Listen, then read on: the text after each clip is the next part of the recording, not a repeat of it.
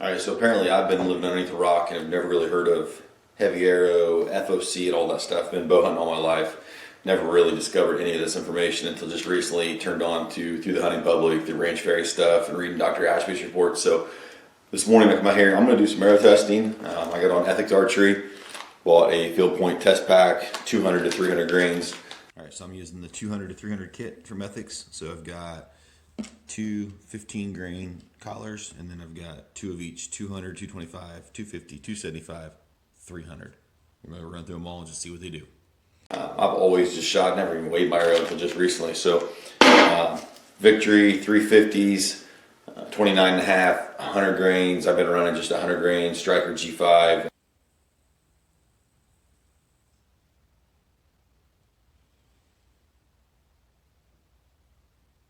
Everything's standard. Never heard of any of this tuning stuff. So measured by arrow was 431 grains with an FOC of 9.9. So harvested $2 in the last 2 years, and just harvested a doe on Tuesday with this arrow setup.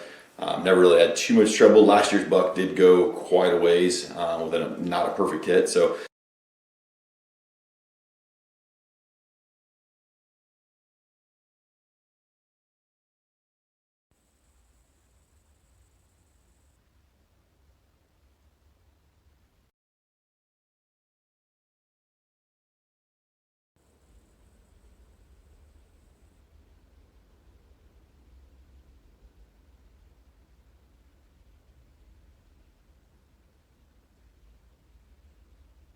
really turned me on to looking into this, setting up an arrow a little differently, and can it, the plan B, I guess, as they talk about. So I'm going to go through the process of how I'm going to do this real quick, and after what I've learned and what I've read and watched videos, and we'll see the differences, do some measurements, and just see how things fly. So I'm going to take just a standard factory 350 Victory. I'm going to cut the fletchings off of it right now. We're going to shoot it with the 100 grain insert, or the 100 grain tip, see what it looks like, and then we'll go through and load it all the way up and just see how different it flies. I'm doing this inside in the barn. I've got a block target with a 45-pound weight sitting on top of it, and I don't know, we're at maybe 8 yards, so just enough to get an idea of what's going on. All right, so first things first, I just took my standard arrow, took the fletching off of it. We're going to shoot this bare shaft with a standard 100 grain that I've been doing. I have no idea how it will shoot because I've never tested it, so we'll see what I've been doing, how good it looks, and we'll compare it as we add some weight. All right, so there's just a standard 100 grain that I've been doing. It's got maybe just a slight kick to the left. Obviously, being a bow hunter, I want to look at penetration differences as I add weight. So that's the 100 grain tip, or let's just call it 16. Right, so there's 200. We actually got a little tail kick to the right. If we look, we actually got a big kick up. This is with the 200 grain tip. We're 17, almost a half. So here's 225, almost perfect on windage, but we still got that tail kick up. I think it's actually not as bad. Penetration, we're back to 16 and a half. And this is going to be the 250 again. We might have a little bit of kick to the right. And we're still getting that tail up.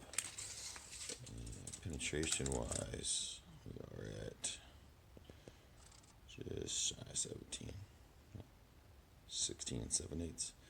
So, and this is the side of the target that I never shoot. We normally would be shooting over here. So penetration wise, it should be the same every time because it's actually a really fresh side of the target. So here's 275. We got tail kick to the right, and we continue with the same pattern. It's really tail up, and we stay in that same area, 17 and a half. And last but not least, the 300.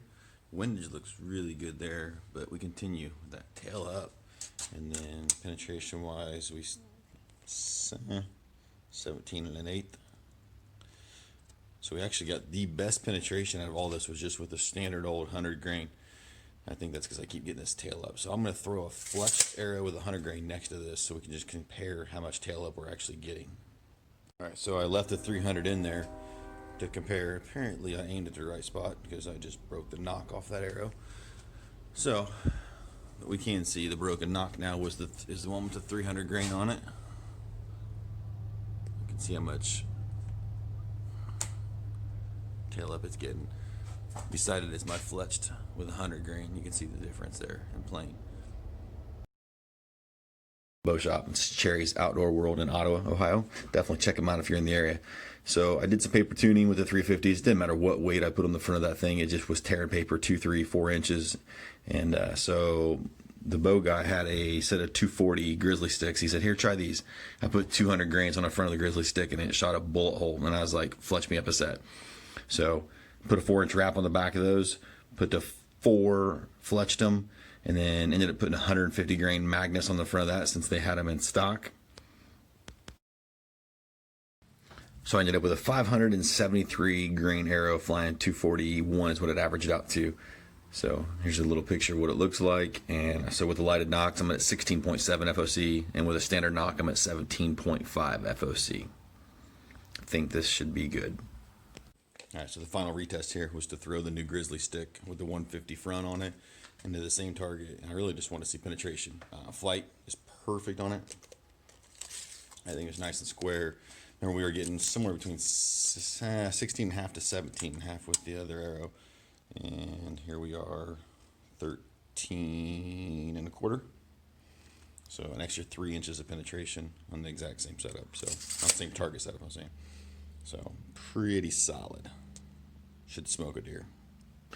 So at the end of the day, what I seen was with the 350 spline Victory, no matter what I did weight-wise, it just would not fly properly. The paper tuning proved that. The arrow flight, when I looked at it, proved that. The lack of penetration proved that. And I think it's just because it would just get wonky. And so that's 70 pounds, 28-inch draw through a Matthews Creed XS.